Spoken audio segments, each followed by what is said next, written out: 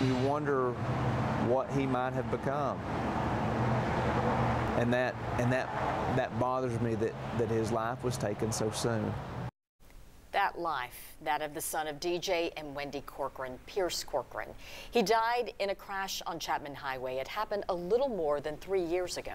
10 News reporter Vinay Simlot spoke to that mother and father, upset the city and TDOT haven't done more to improve safety on that highway. Vinay? John, Robin, we first brought you this story in 2019, a couple of months after Pierce's death.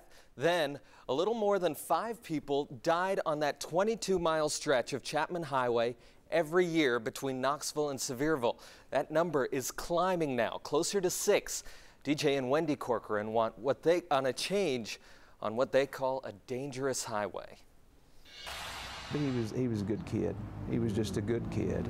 Pierce Corcoran, who at 10 years old wrote, The aim of it is if I could live to be any age, what would it be? And his was 22. Yeah. On a cold Thursday night, Pierce and his girlfriend left for this Walmart. They never made it here.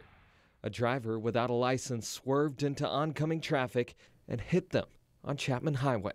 Pierce Corcoran died. It was just hard for us once we realized that people knew that it was an issue. TDOT spokesman Mark Nagy told us in 2016, the only way to really make Chapman Highway safer is to take a lot of the traffic off of that highway. Then again in 2019, TDOT proposed extending James White Parkway to ease some of the traffic.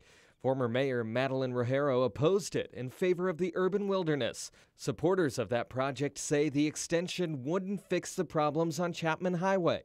But TDOT maintains the best way to fix it is to reduce the number of cars. I don't agree with that.